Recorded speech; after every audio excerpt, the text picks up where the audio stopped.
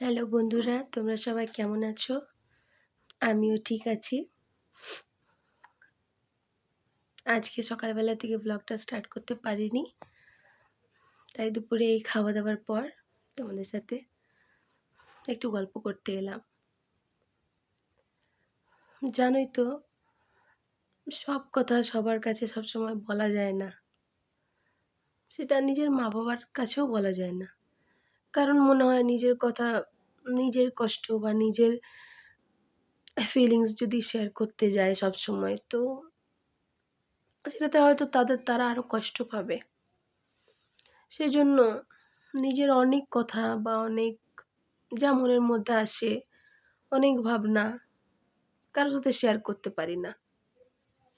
মানে বলতে পারো এই টাইমটাই খারাপ পরিস্থিতির মধ্যে দিয়ে যাওয়া বা ডিভোর্স হওয়ার এই ৩ বছর আমি অনেকটা নিজেকে কন্ট্রোল করতে পেরেছি। কিন্তু তাও যে ভেতরের যে কষ্টটা সেটা তো পুরোপুরি চলে যায়নি। সবথেকে বেশি প্রবলেম হয় যখন যে ক্ষেত্রে বাচ্চার বাবাকে প্রয়োজন হয়। সেই টাইমটা সবথেকে বেশি কষ্ট হয় একটা মায়ের। কেননা এরকম একটা পরিস্থিতিতে বাচ্চার তো কোনো দোষ থাকে না।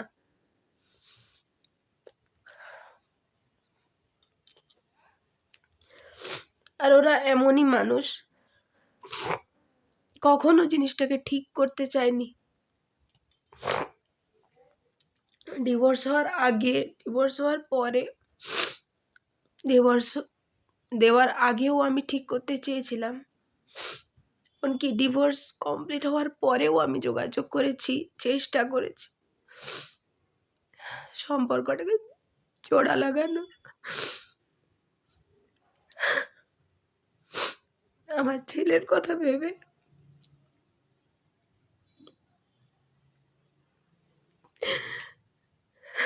যে ও বাবার ভালোবাসা পাবে। আমার ছেলেটা বাবা বলে কিছু জানে না। বাবা বলে যে কোনো সম্পর্ক হয় সেটাই ও জানে না। বন্ধুদেরকে যখন দেখে বাবার সাথে আসতে যেতে, বাবারা নিয়ে যায়, নিয়ে আসে, ও যখন চুপচাপ তাকিয়ে থাকে আমার খুব কষ্ট হয়। কিন্তু আমার কিছু করার থাকে না। আমি যতই চেষ্টা করি, যতই ওকে সব দিক থেকে আগলে রাখি, আমাকে তো সে মা বলেই ডাকবে, আমাকে তো বাবা।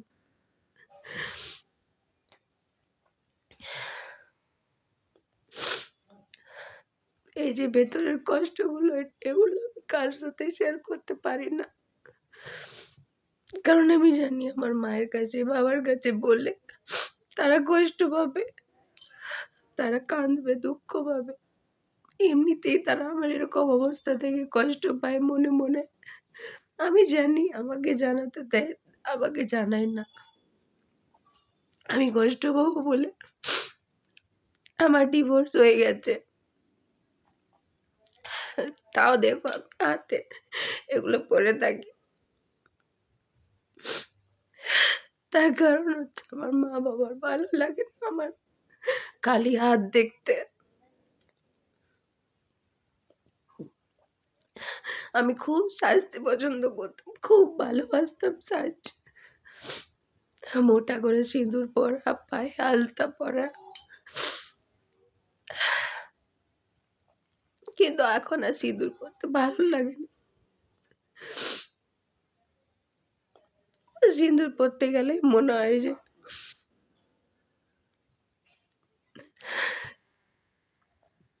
সিঁদুরটা পরিয়েছিল সে তো টাকার জন্য পরিয়েছিল। সে পরিষ্কারভাবে বলে দিয়েছিল যে শুধুমাত্র টাকার জন্য বিয়ে করেছিল। আমার বাবা টাকা দিয়েছিল বলে ও সিঁদুর পরিয়েছিল। তো এরকম লোককে দেওয়া সিঁদুর কার পরতে ভালো লাগে বল?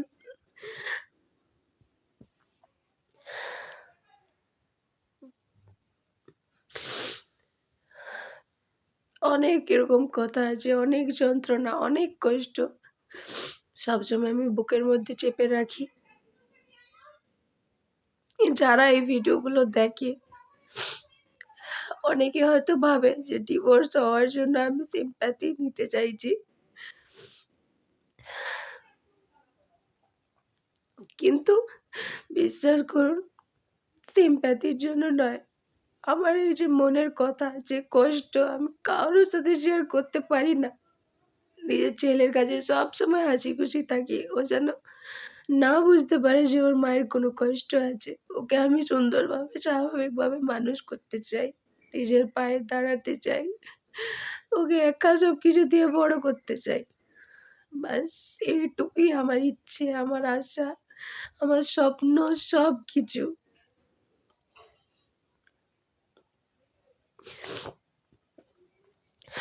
একা মা হওয়ার পরেও আমি মা-বাবা দুজনের কর্তব্য পালন করতে চাই।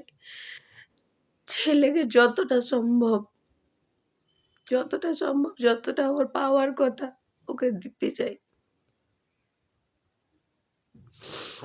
কিন্তু কারোর কাছ থেকে নিয়ে নয়। এখন আমি আমার মা-বাবার কাছে থাকি, মা-বাবা বাড়িতে থাকি। হ্যাঁ, এটা আমার নিজেরও বাড়ি, কিন্তু তাও মনে তো হয় যে তারা আমাকে থাকতে দিচ্ছে, তারা আমাকে খেতে দিচ্ছে, পড়তে দিচ্ছে। আমার তো উচিত আমার পুরো খরচা, আমার সন্তানের সব খরচা আমি নিজে চালাই। কিন্তু এখনো আমার অতটা ক্ষমতা হয়নি যে আমি পুরো খরচাটা একা সামলাতে পারবো। কিন্তু আমি চাই যে আমার পুরো খরচা, পুরো যা কিছু দায়িত্ব সব আমি একা পালন করি।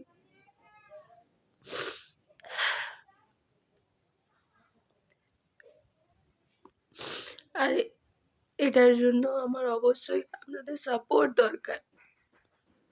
কারো দয়া, মায়া, সিম্প্যাথি এসব আমার চাই না। আপনারা সবাই পাশে থাকুন, আমাদের সাথে থাকুন, একজন মায়ের পাশে থাকুন।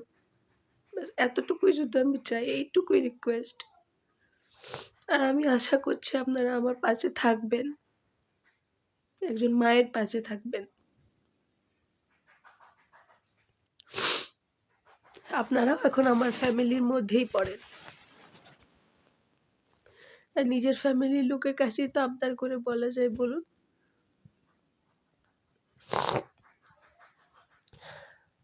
আচ্ছা, আজকে রাখি। এরপরে কাজ আছে, একটু পরেই আমার টিউশন, সব স্টুডেন্টরা আসবে, টিউশন শুরু করব। ছেলেও আমার এখন টিউশন গেছে, তা একটু ফাঁকা পেয়েছি এই সময়টা। ছেলের সামনে তো আর কাঁদতে পারি না। ঠিক আছে, রাখি, আবার পরে কথা হবে। বাই।